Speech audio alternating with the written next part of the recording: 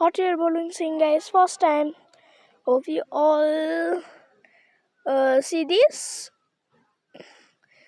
त्यहाँ चाहिँ अनि हाम्रो त्यहाँ माछापुच्छ्रे हिमालको ठ्याक्कै नजिकै छ क्या हाम्रो गाउँमा चाहिँ जहिले यस्तै हट एयर बलुन आइरहेको छ त्यही भएर हामी जहिले इन्जोय गरेर फोटोसोटो खिच्छौँ सो अनि आजको भ्लग चाहिँ यहीँबाट सुरु हुन्छ अनि आज हाम्रो हट एयर बलुन पनि त्यहीँतिर छ हजुरहरूले अघि देखिसक्नु भएको होला उ त्यहाँ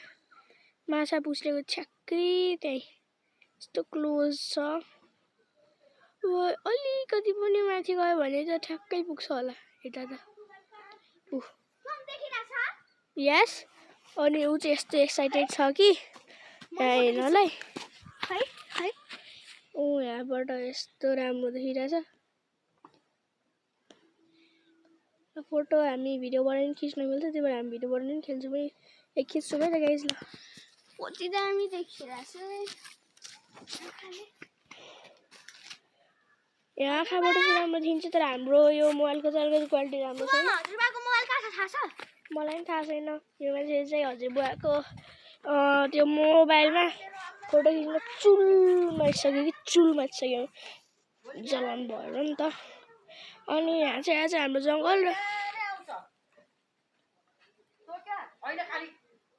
होइन यहाँ चाहिँ आज हाम्रो माघे सङ्क्रान्तिको हजुरहरू ह्याप्पी माघे सङ्क्रान्ति अनि यहाँ चाहिँ हाम्रो वनमा आज कोही नि नजानु होला किन भन्दाखेरि आज चाहिँ हाम्रो आमा बाउले भनेको अनुसार वन देवता आउँछन् रे अनि वन देवताले त्यो बिरुवा छर्छन् रे तर खोइ मैले त पत्ता थिइनँ तर त्यही पनि जानु त हुन्न खोइ भगवानहरूमा विश्वास गर्छन् हामीले त्यही पनि होइन जस्तो लाग्छ तर के छैन अब यो मान्छे कति एक्साइटेड छ ल खोइ हामी पनि कस्तो हेरौँ न कस्तै फोटो खिच्दो रहेछ र काकै स्वर्गकै फोटो खिच्ला जस्तो लास्टमा देखाउँ है हामीलाई फोटो यहाँ चाहिँ हिमाल छ यता पनि तर कञ्चनजङ्घाको तल टुप्पोमा त देखिरहेको नि देखाउँ त ल फोटो खिचेपछि यहाँ पनि देखाउनु पर्यो नि यसो खै हेरौँ त यस्तो खतरा छ कि खै गाइस कस्तो खिचे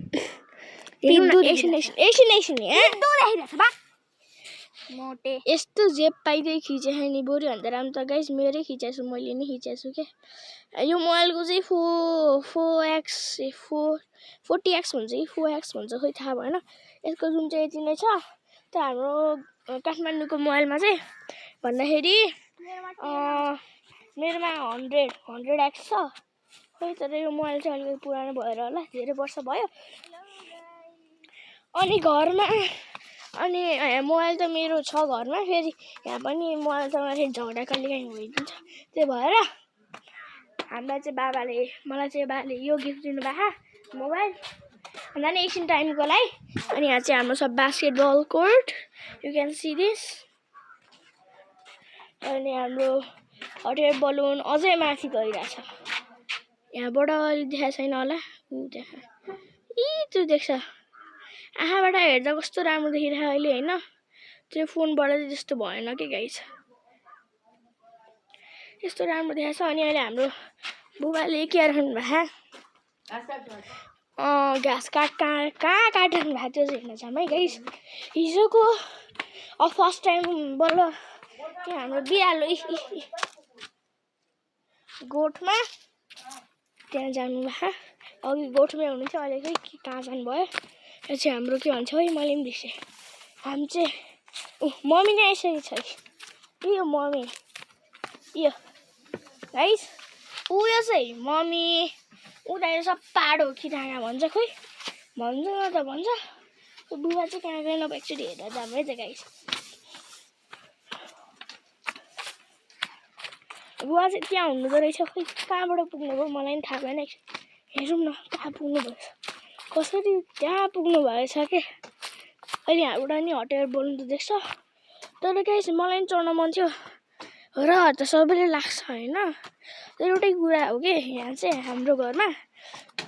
मेरै बाबालाई आफै होइन पनि चढ्न मन लाग्थ्यो तर भन्दाखेरि अस्ति भर्खर कतिजना पो यही हट एयर बलुनमा आगो लागेर 14 जना मरे नि त्यही भएर बाबालाई गर्न त मन थियो तर त्यसले डर बनाइरहेछ के अब त्यो माथि गइरहेको कि तल गइरहेको खै तल गइरहेको जस्तो हो अब चाहिँ अनि यस्तै छ हाम्रो बुवा चाहिँ यहाँ काटिराख्नु भएको रुख हो कि खै के घाँस हाम्रो दाउरा चाहिँ यति धेरै छ चाहिन्छ गाइस यसलाई भन्छ डिफोरेस्टेसन तर चाहिने कुराको लागि चाहिँ हामीले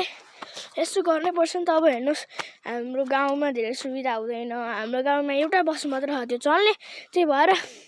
यस्तो हामीले काटिराख्नुपर्छ रुखहरू फेरि अर्को जङ्गल होइन हाम्रै जङ्गलमा गएर काटेको हामीले अनि यहाँ यति धेरै छ आमा बुवाले कति मिहिनेत गर्नुहुन्छ यो काट्न अनि सो गाइस आजको लागि चाहिँ यति नै